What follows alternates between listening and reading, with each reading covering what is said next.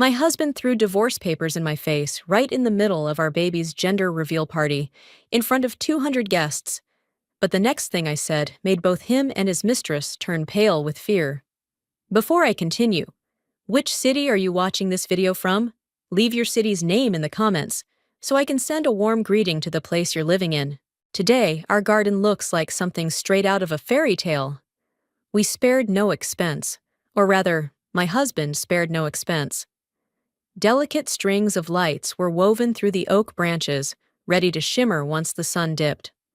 White draped tables held towers of cupcakes, pink on one side, blue on the other.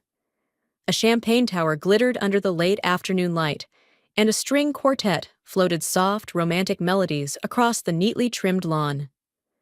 Pink and blue balloons, hundreds of them, swayed in the gentle breeze, their ribbons trailing.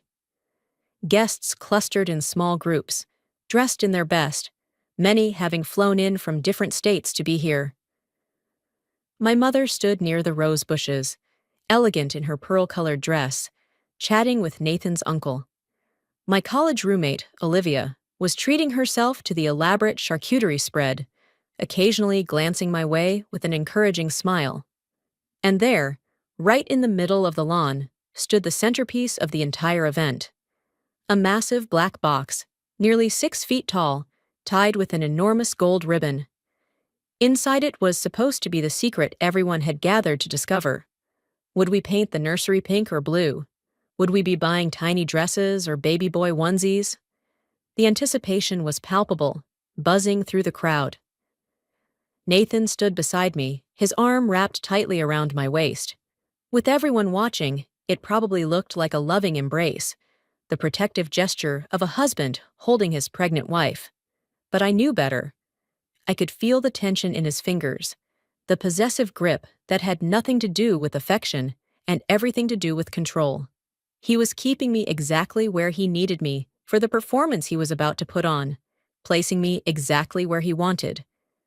He leaned down, his warm breath brushing my ear, whispering, "Are you ready for the biggest surprise of your life, sweetheart?"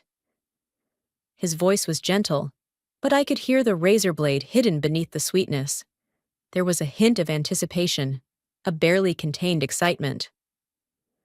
I turned to him, meeting his bright blue eyes, and gave him a calm smile. He saw exactly what he wanted to see, the happy, clueless wife, a woman so blinded by love and pregnancy hormones that she couldn't possibly notice the abyss she was about to be pushed into. He had no idea that I had already seen the plot, and I had set a trap that wouldn't just catch him, but would save my life. "I'm ready," I said softly. Together, we walked toward the platform, our shoes whispering across the grass. The crowd parted to make way for us. The string quartet swelled to a climax, and then fell silent. Someone had turned off the background music. Every eye focused on us, every phone lifted to capture the moment. I could see the happiness in their faces, the genuine joy of people who believed they were about to witness one of life's sweetest milestones. We placed our hands on the gold ribbon. The fabric felt thick and luxurious beneath my fingers. A hush fell over the garden, and we pulled. The sides of the box dropped away with cinematic precision. Nathan had clearly rehearsed this, but there was no explosion of pink or blue powder, no cascade of colored balloons, no sky-written announcement revealing a gender.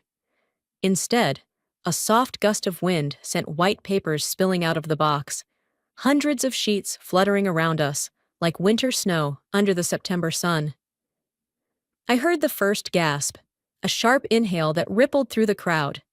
A scrap of white paper landed on my shoe. I bent down to pick it up, already knowing exactly what I would see. The letters were printed in stark black ink, cold and formal. Petition for dissolution of marriage. Time seemed to slow down. I could see every stunned face clearly, as if outlined in sharp detail. My mother's hand flew to her mouth, her champagne glass tilting as if it might slip from her fingers. Olivia's eyes widened in horror. Guests stood with their mouths open. Even the children running between the tables stopped and stared at the strange snowfall drifting down from the box. And then I saw her, half hidden behind a climbing rosebush near the garden fence. Madison, Nathan's mistress. She was nearly a decade younger than me, with wavy beach blonde hair and a body that hadn't changed at all since giving birth. She wore a smug smile, arms crossed as she watched the chaos unfold. This was their masterpiece, their shared cruel creation. She had probably helped him plan every detail. Nathan released me and stepped forward, moving with a confidence that felt rehearsed, almost leisurely. He grabbed the microphone from its stand. Since when had he set that up? I wondered for a moment before realizing he must have done it while I was getting ready. Another secret preparation for his grand moment. His face, which only minutes earlier had been wearing the mask of a loving husband and an excited father celebrating his child, now twisted into something ruthless and triumphant. The mask hadn't slipped. It had been deliberately torn off, revealing what had always been beneath. "It looks like we're not having a baby celebration," he announced, his voice echoing across the garden. "But a divorce party." The gasps turned into murmurs, a low, confused rumble rising through the crowd. People glanced at each other, clearly wondering whether this was some tasteless joke. Nathan turned to look directly at me, his eyes cold and unyielding.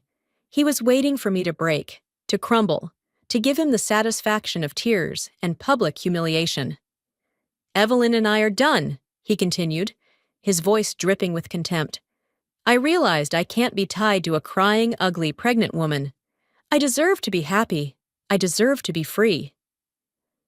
The pity on the guests' faces was heartbreaking. Tears streamed down my mother's cheeks. Olivia looked like she was about to lunge at Nathan. Even the children stood frozen in disbelief. And now I stood there, in the garden full of guests, frozen in confusion and horror, and the life he had carefully built around me for the past 2 years flashed through my mind like a reel of film. My marriage had looked like a fairy tale, a handsome, wealthy husband, a stunning mansion, a life of luxury. We met at the central library where I worked. I was a librarian, a job I deeply loved. I had worked there for 5 years, had my own small apartment, my own friends, my own life. Simple, yes, but entirely mine. Nathan walked in one afternoon, looking for a first edition of some obscure book. He was handsome in that polished magazine cover way, with perfectly styled golden curls and the kind of confidence that came from never having been told no. He was charming, worldly. Our romance became a whirlwind. Expensive dinners at restaurants I had only ever read about. Weekend getaways. Flowers delivered to the library so often it became a running joke among my coworkers. He messaged me constantly, told me I was beautiful, that I was different from other women, special, rare. When he proposed 6 months after we met, on a private yacht under a star-filled sky, with champagne, roses, and a ring that probably cost more than everything I'd earned since the day I started working, I thought I was the luckiest woman alive. I said yes without hesitation, drunk on love and possibilities. The lavish wedding was featured in a local lifestyle magazine. Nathan's family, wealthy, connected, impressive, welcomed me with what felt like genuine warmth. His mother, Beatrice, held my hand at the reception and told me she was so glad Nathan had finally found a real wife to settle down with. After the wedding, things began to change. Not suddenly, not all at once, but slowly, little by little. So gradually, I barely noticed each shift. The first sign came about 2 months after our honeymoon. Nathan came home from work with flowers and a charming smile, then said, "Sweetheart, I've been thinking. A man in my position should be able to provide for his wife completely.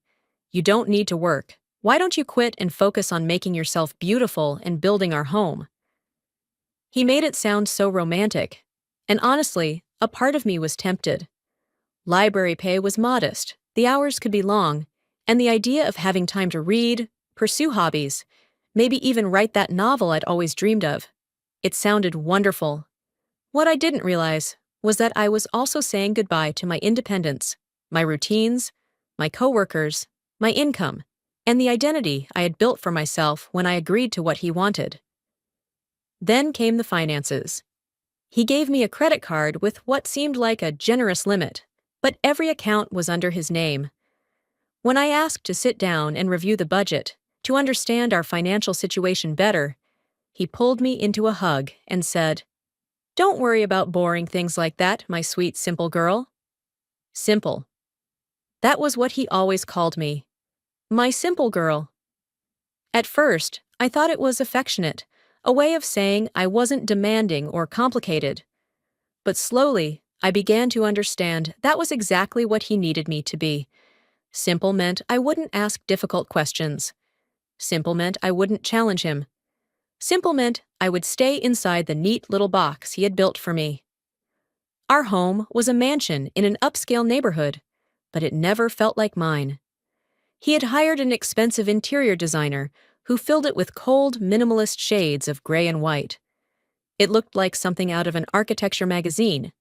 Beautiful, impressive, but completely devoid of warmth.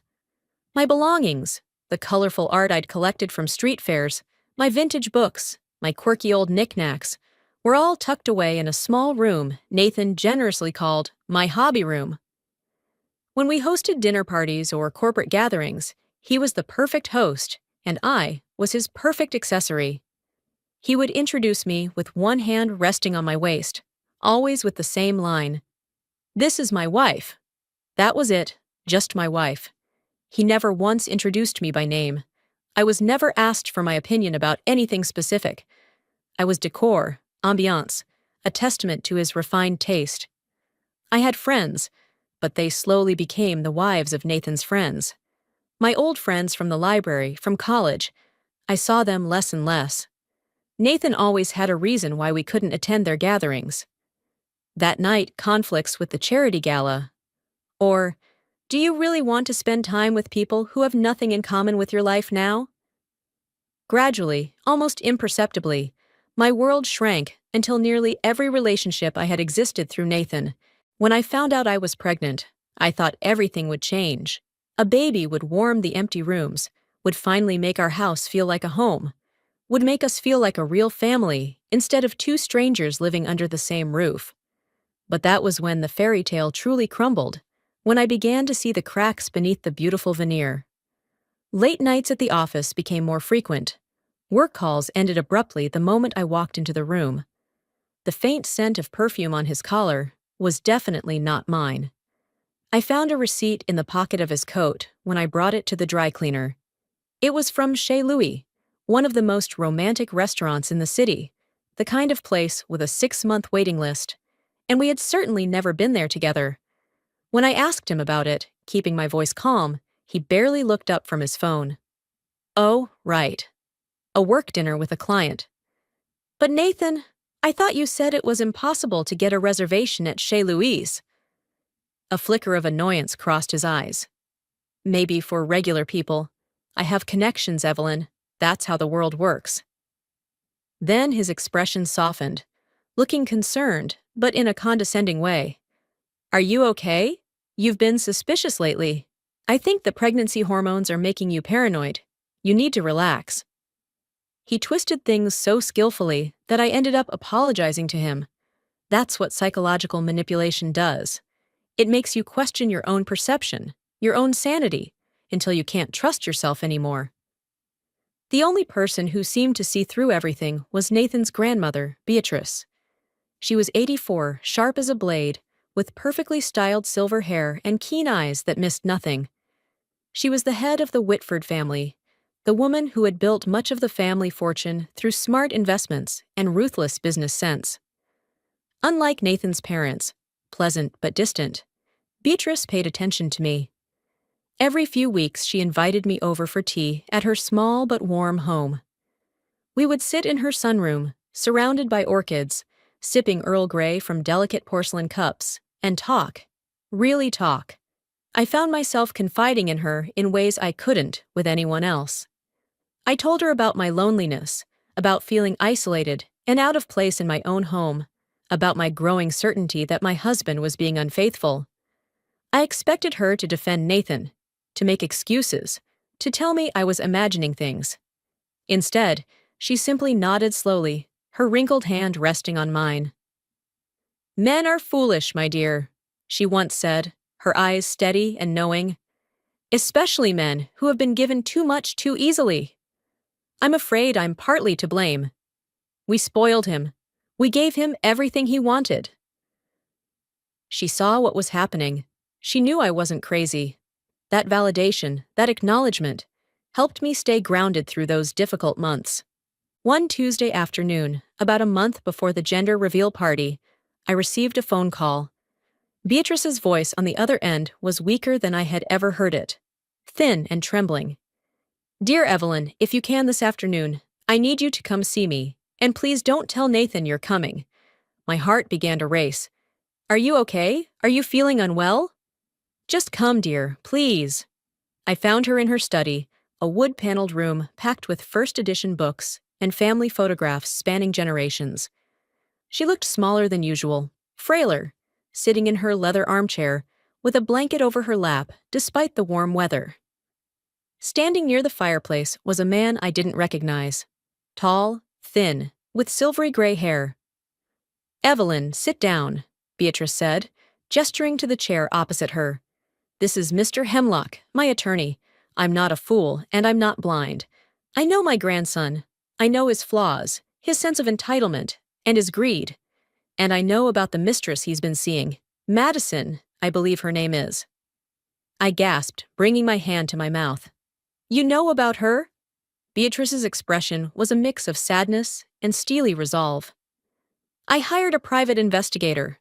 I had my suspicions, and they were confirmed. He has been seeing her for over a year. They meet at an apartment he rents under the name of a business partner." She leaned forward, her eyes fixed on mine.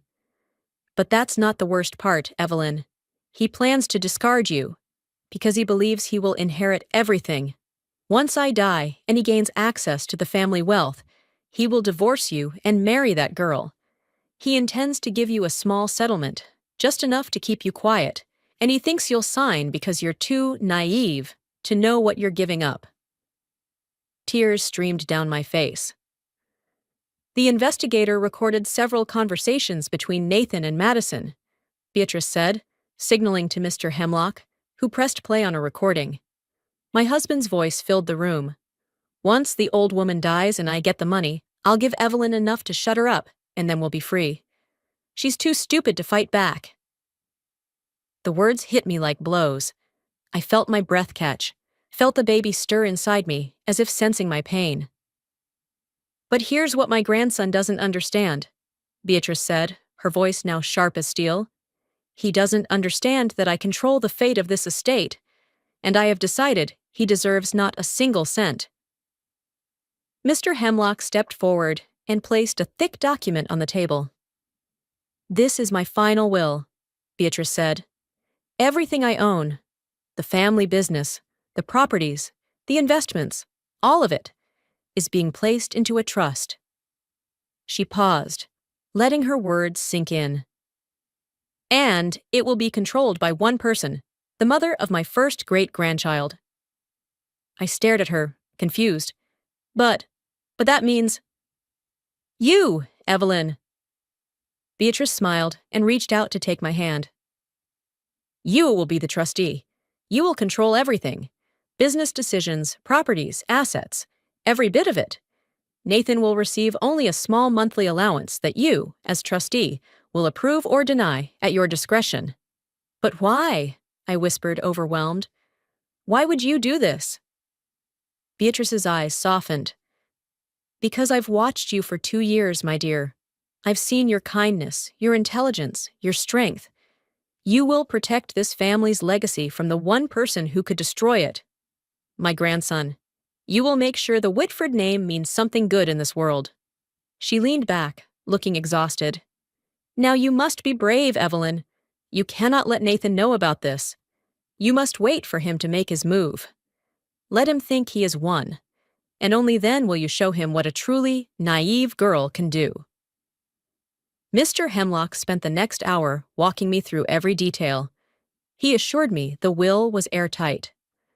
Nathan could contest it if he wanted, he probably would, but it wouldn't matter. Beatrice had been fully lucid when she signed it, with multiple witnesses, and had even undergone evaluations by two independent doctors. The will would stand. That afternoon, I left Beatrice's house with a copy of the will carefully tucked inside my purse. I felt like I had been brought back to life. I was no longer a victim. I was a protector, a mother preparing for battle. 2 weeks later, Beatrice passed away peacefully in her sleep. The funeral was grand, attended by countless business associates and members of high society. Nathan delivered a flawless performance as the grieving grandson.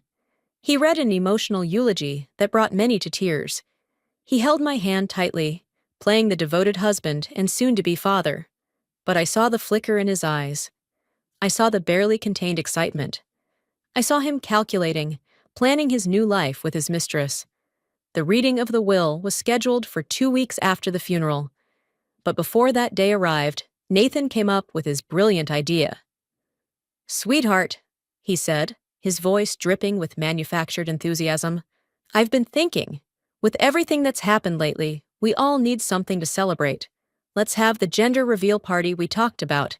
Let's make it big. Let's give everyone something joyful."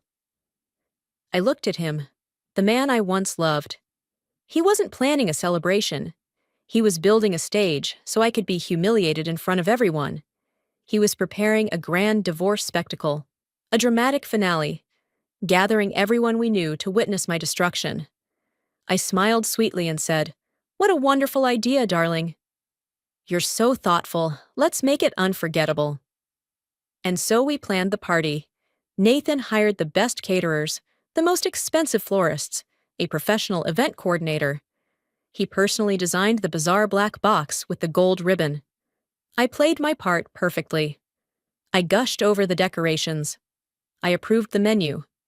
I helped build the guest list, making sure to invite everyone who mattered: family, friends, Nathan's business partners.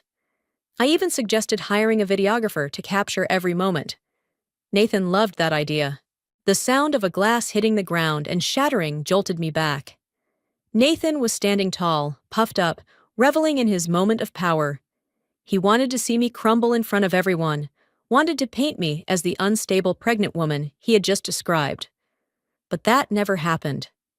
Instead, I bent down and picked up one of the divorce papers.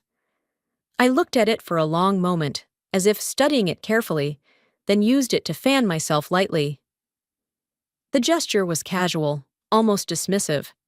I looked up and caught Nathan's eye. His confident smile faltered. Just for a split second, but I saw it. A flicker of confusion on his face. This wasn't the script he had written. Then I walked toward the second microphone, the one that had been set up for me to announce the baby's gender. My steps were steady, my head held high. Every pair of eyes followed me, not him. "Thank you for the little performance, Nathan," I said, my voice perfectly calm and clear, echoing across the garden without a tremor. "Very dramatic. But I'm afraid my announcement is a bit more important than yours." My voice sharpened.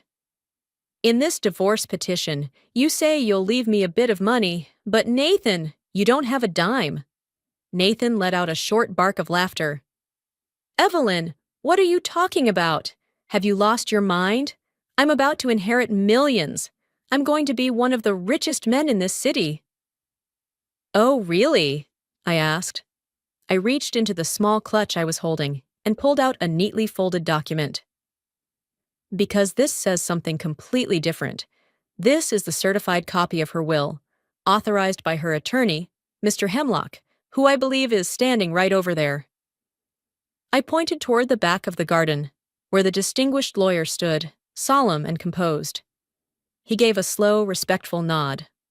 "Beatrice was a remarkable grandmother," I continued, my voice growing stronger with every word. "She understood you, Nathan. She understood your character better than you do yourself. That is why her will very clearly states that her entire estate, every cent, every property, every share, is placed into a trust." I paused, letting the tension rise. The garden was now completely silent. "And it is to be managed and controlled by one person, and one person only." I placed my free hand gently on my round belly, the precious gift representing both my future and the future of the Whitford legacy. The mother of her first great-grandchild. The collective gasp from the crowd was loud. "So, Nathan," I said, my voice almost a whisper, but somehow carrying across the entire garden, "you don't own anything in the Whitford estate. Once this baby is born, I will be the one who manages everything she left behind." Nathan's face drained of color, all confidence and cruelty vanishing in an instant. The powerful, domineering man who orchestrated this elaborate public humiliation disappeared, replaced by a frightened boy who had just realized he had no power at all. But I wasn't done. I still had one more card to play, one more truth that needed to be exposed. "And it seems you also forgot to mention the real reason for this sudden divorce," I said, my voice icy. "He cheated. For over a year, while I was home carrying his child, he was taking his mistress to romantic restaurants." I lifted my hand and pointed directly at the rosebush. "Madison, would you like to come out from your hiding spot?" Every head turned toward where I pointed. Madison froze for a moment, her face pale with terror, then tried to back away. But there was nowhere to go. The crowd parted slightly, creating a clear view, and dozens of hostile eyes locked onto her. "Come on, Madison," I called. "Don't be shy. This is your big moment, too. You helped plan it, after all." She tried to run, stumbling in her impractical high heels, pushing through the guests toward the garden gate. No one stopped her, but no one helped her either. She fled, leaving Nathan alone to face the consequences of his betrayal. I turned back to my husband. "So, about these divorce papers," I said, my tone now sounding like we were discussing business, as if we were talking about something trivial. "I fully agree. My attorney will contact yours to discuss the terms." Mr. Hemlock stepped forward, pulling out his business card and holding it up. "I will be representing Mrs. Whitford in all matters moving forward," he declared to the crowd. "And as for you, Nathan," I continued, looking him straight in the eye, "this is no longer your home. This mansion, along with all other Whitford properties, now belongs to the trust I manage. You have 24 hours to gather your personal belongings and leave." Nathan finally found his voice again, though it came out as a desperate, broken cry. "You can't do this to me. You're my wife." "Not for much longer," I replied calmly. "You spent 2 years making me feel small, making me feel stupid, making me feel like I was nothing without you." My voice grew stronger, more powerful. "But Beatrice saw something in me that you never did. She saw strength, intelligence, integrity. She saw someone who would protect her legacy and use it for good, instead of squandering it on a mistress." I raised my voice so everyone could hear. "The party is over. Thank you all for coming. I'm sorry you had to witness this ugly scene, but I think, in the end, you'll all agree it was necessary." Then I turned my back to Nathan. A simple gesture, but one filled with meaning. And just like that, I cut him out of my life, erased him from the equation of my future. He no longer mattered. I watched him finally turn away and walk off, his shoulders slumped, his entire posture that of a man who had just been completely defeated. In the weeks and months that followed, Nathan tried to contest the will, just as Mr. Hemlock had predicted. He hired expensive lawyers, claimed his grandmother had not been mentally competent, and argued that I had manipulated an elderly woman. But Beatrice had prepared for that. The medical evaluations, the witnesses, the detailed documentation of her reasoning.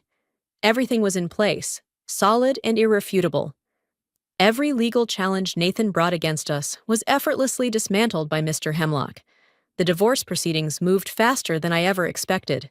Nathan had no leverage, no bargaining power. The prenuptial agreement he had insisted I sign, the one his lawyer had drafted to protect his assets, turned out to protect nothing at all, because he had no assets. Everything he thought he owned was actually part of the Whitford estate, now under my control. I was generous in the settlement, far more generous than he deserved. I gave him a modest monthly allowance, enough for him to live comfortably, though nowhere near the extravagance he was used to.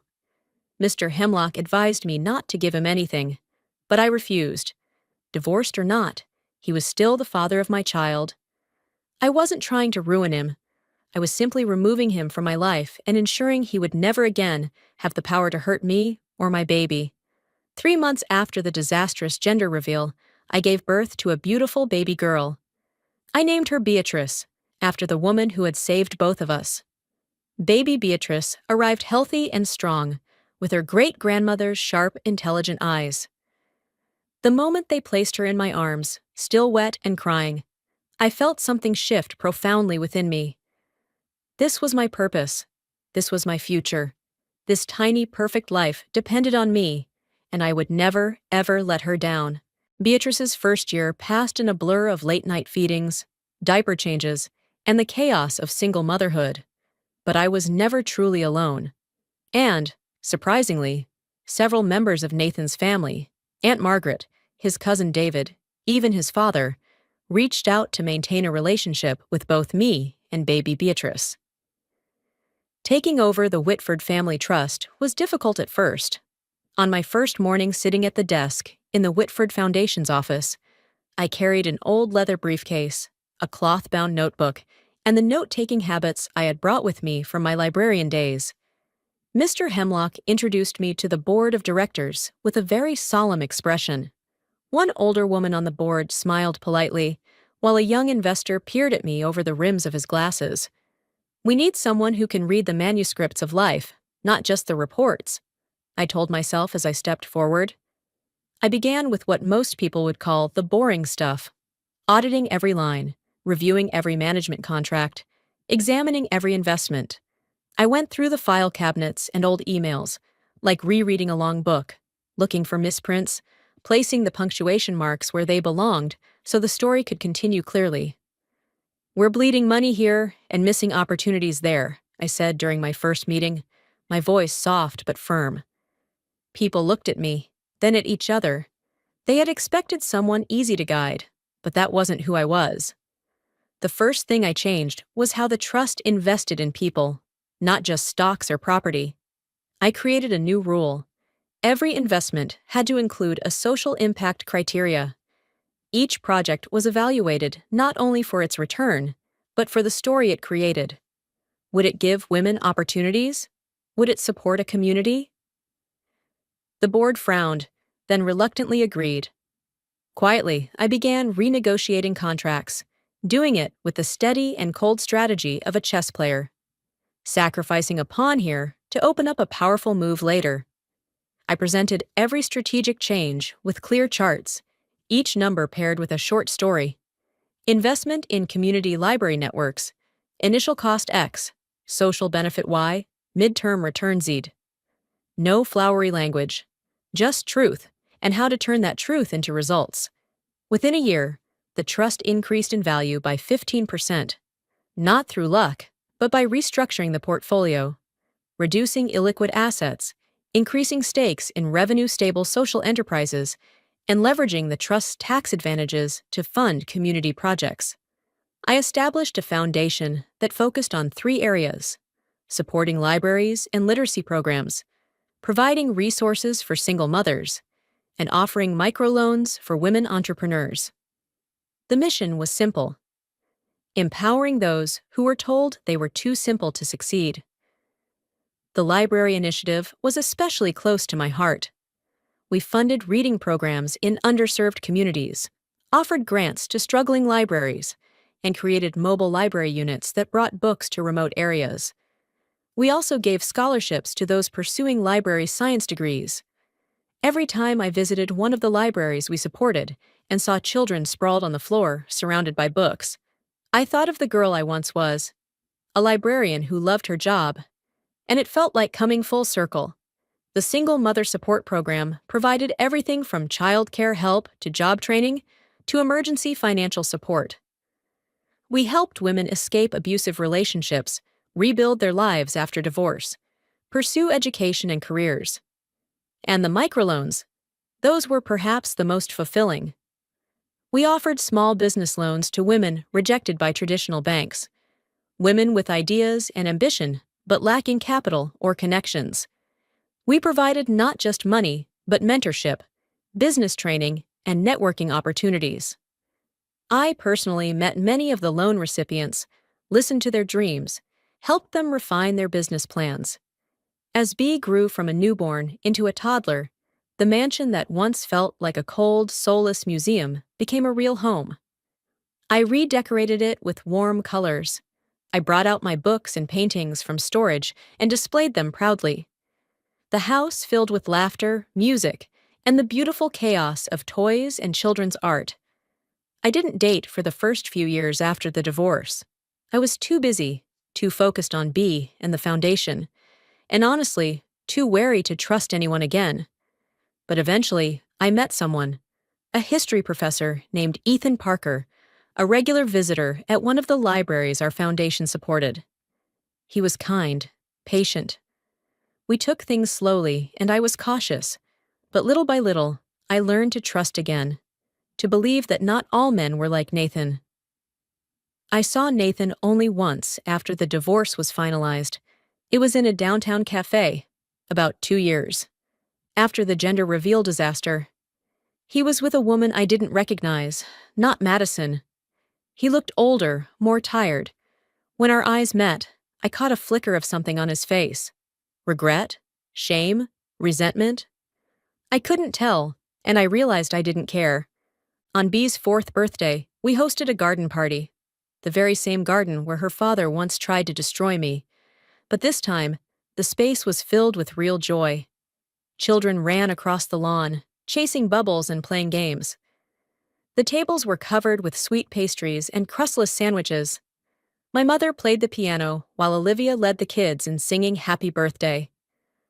Watching my daughter blow out her candles, her tiny face scrunched in concentration, her dark hair gleaming in the sunlight, I felt a deep, grounding peace. This was what I had fought for. This moment, this child, this life built from the ruins of what Nathan had tried to break. That night, after the guests had left and B was tucked into bed, I sat alone in Beatrice's old study. I had kept it exactly as she'd left it, finding comfort in the familiar books and photographs. Through the window, I could see the garden where everything had happened, now bathed in moonlight. The spot where the black box once stood was now a beautiful fountain, water shimmering in the dark. I had intentionally placed it there. Turning the place meant to humiliate me into something living and lovely. My phone buzzed with a message from Ethan. I hope the party was wonderful. Can't wait to hear all about it. Wishing you and the birthday girl a peaceful night. I smiled and replied, Perfect. Everything was perfect.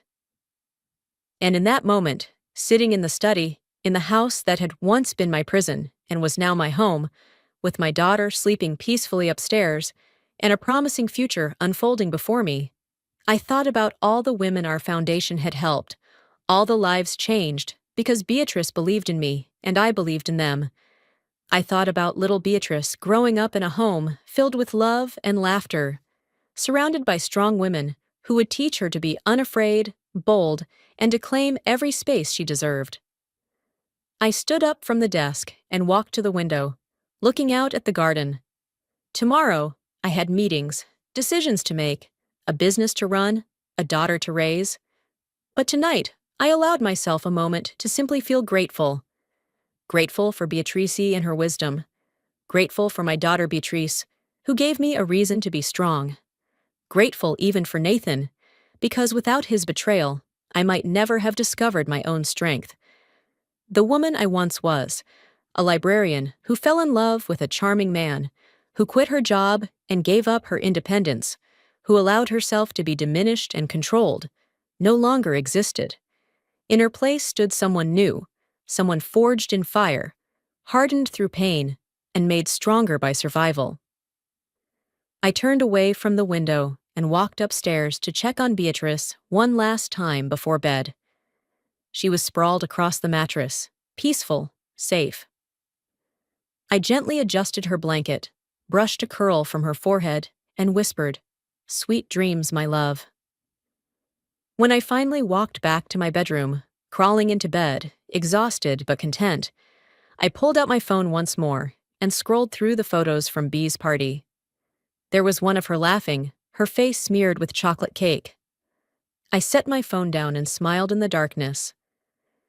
Tomorrow I would start planning next year's party.